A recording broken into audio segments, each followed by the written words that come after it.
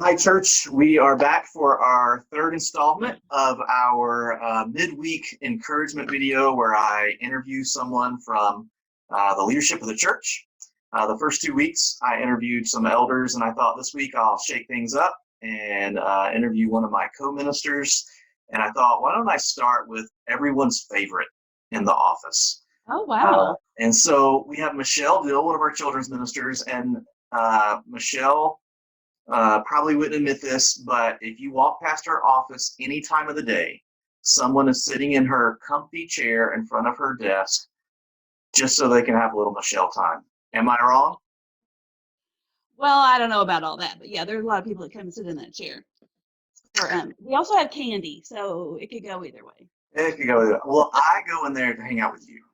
Well, and we love it. That's what I miss the most right now. Is just all that nobody's popping by my door here. Yeah, I don't get any pop-ins either, unless it's Jules or Bo or Cole, and what are you gonna do with that? I don't know. You can send them over here. Well, you are a children's minister, so we could send them to you. I'm gonna write that one down. Yeah. Write that one down. Okay, so I'm feel like it's safe to say you and Byron are pretty different when it comes to certain things. So I'd be curious to know,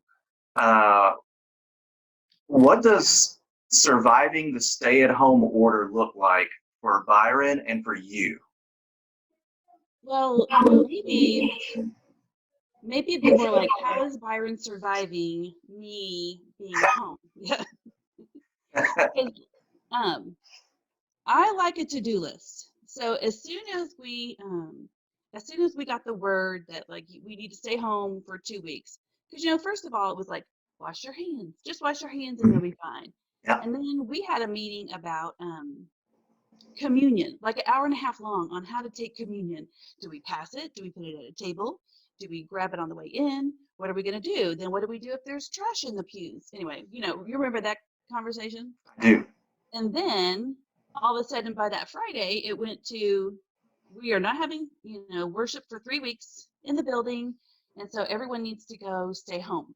So I was like, yay, some time off. And then Byron was like, oh, whoa, what is happening to my life? Because if you know me, you know I like a to-do list. So I got out my Sharpies and I got out my paper and I just wrote down like all the things that we could ever do to this house, or organizing, or anyway, I call it the productivity Olympics. Like we were gonna win. And so anyway, so I started doing that. And then but then it got cold. It's really cold. Yep. And the news was on all the time, and it just kept getting worse, and it kept getting worse. And anyway, and so we kind of just shut down. It kind of like paralyzed us. And normally we are very different, but in this case, we kind of were the same. We just sort of shut down because you can't really do anything. And every hour the news was changing and the rules were changing. So in this instance, we just both sort of handled it the same. Um, I mean, we don't agree on what show to watch. But you watch You ever gone into children's minister mode with Byron? like, yeah. No, I'm going to try that though. That's a good. You should. That's a good one. I want to hear how that goes. Yeah, I'll video it. Maybe you'll see us on the news. That'll be something new to watch. And so anyway, so we just sort of shut down and just tried to figure out life. All the time, like ministry is trying to figure itself out. So it was sometimes when there's too much, I just become paralyzed. Yeah. So we kind of just shut it down for a while and just relaxed and figured out kind of the new normal.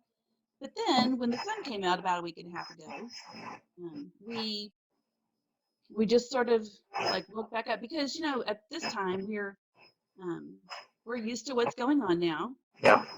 We're not going anywhere. And so we just started working on things. Like I shredded paper that I hadn't shredded in 10 years. I went through the closets, I went through the drawers. I just went down my checklist. And then Byron decided we need a new deck out back. Ours is 20 years old. It's really worn out. And so he decided that he is going to unbuild it, take it apart, and then plane all the boards and then put it back together. So it's kind of like a free deck, but it's a lot of work. So anyway, so now we're back in action. So now the Olympics, they're back on for the summer. That's how we're doing it over here. That's how you're doing it there. Yeah. Well, you just got some exciting news that I know that you shared on Facebook, but I'm sure you would love to share it here as well. So why don't you share your news? Oh, let's see. Okay, so our son Tyler and his wife Faith, they are having a baby in August, and so this past weekend we did kind of the Corona style gender reveal, and so we are having a girl, which I'm super excited about. I mean, I love boys, and I loved having Tyler, but I think I'm a better shopper for a girl. How much have you already shopped for this girl? Oh, I know you're gonna ask me that. I haven't done anything yet. I have to kind of um I mean she's been in our family for 4 years, Faith has. And so I kind of have to slowly Mm, unleash all my okay. grandparenting. Yeah. You don't think she already knows the She probably has a what clue. grandparent Michelle's going to look like? She probably has a clue. Yeah. Yeah. Her mother and I uh we've been waiting our whole life for this. So you got this. You got it. Well, I'm super excited for you. That's going to be cool. It is gonna be really Now, cool. when she do? Sometime in August. I think in the middle of August. Okay. So this Corona better see itself on out. Yeah. Yeah. Otherwise, I'm going to be like peeking in the window of the hospital. So, why don't you just very briefly talk about what children's ministry looks like right now for you and Carla? Yeah. So, in the very beginning, we were like, what are we going to do? And so we had kind of listed out all these things we could do. And it was spring break, basically, the spring break when Yep. it kind of happened. And so we thought, all right, we're going to do, this on Sunday. We'll do something on Monday. We'll do something on Tuesday. We kind of had it all filled up. And then we started noticing on Facebook, especially, that like there were all these virtual learning resources. There were museums that were giving tours. There were zoos that were giving tours. There were celebrities who were reading books to children. There were so many things that it kind of got noisy Yeah. for parents. And I think I wouldn't have loved to have a pandemic when my children were little, but I think I could have tackled like the schooling part. But once all those resources started coming at me, I thought I would have been totally stressed out if I was a parent because of all these things I could do with my kid. And Yeah. I just wasn't even used to having them home, 24/7. So, so we opted to scale back. We're like, let's not be part of the noise. Let's see what we can do to give them good resources that they can use if they want to. And if they don't, that's fine. So on Sundays, we kind of just prepare like a class. We do the story. We have the story ready for them. We have some activities. We post some praise videos, which are fun, which I've seen Jules dancing in a couple. Yeah. And then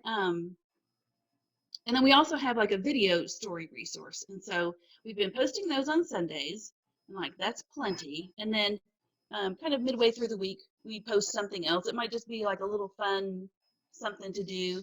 But then what we started doing, because here's the deal, our OP kids, they can't get on Facebook. They don't have social media.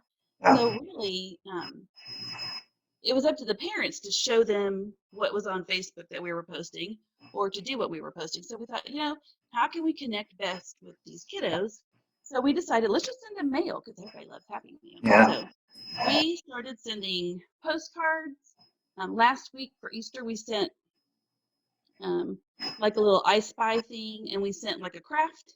And so this week we've made like a big list of all the different things that we can send them, because now they're used to getting something in the mail.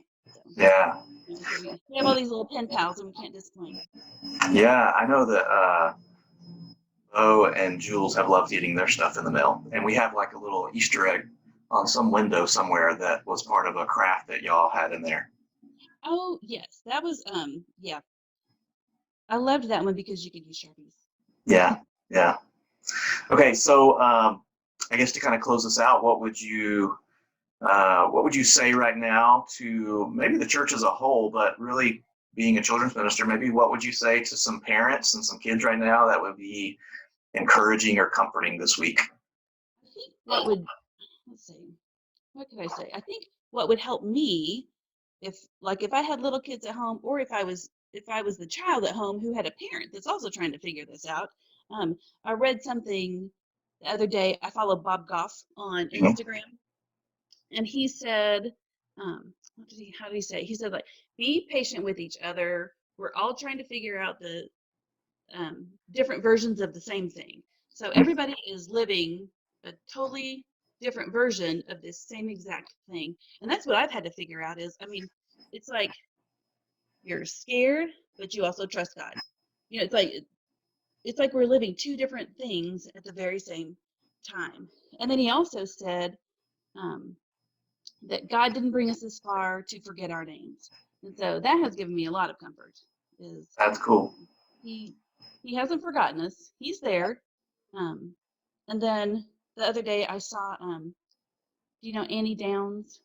She's an I know author. the name. Um, anyway, she had put on her Instagram um, something from Acts 17, and it said, "He is not far from each one of us." So Mm, that has given me a lot of comfort. Is that He's there, He's got this. Maybe just pray and go do your list. yeah, yeah, I love that. I especially love that idea that he hasn't brought us this far to forget our names. Right. That's cool. Yeah. Bob Goff has a way of just bringing joy to any kind of situation and just bringing it back to what it should be. So Yeah, he's a ball of energy. he really is. He's one of the happiest people I've ever Yeah, yeah. witnessed. So Well, Michele, thank you so much. Thank this you is for fun. sharing, and it was fun. So, This is fun. See, it's you like you're sitting in the chair at my house. that's right. That's Yeah. right. All right. Well, thank you so much. Okay. Love you, OP.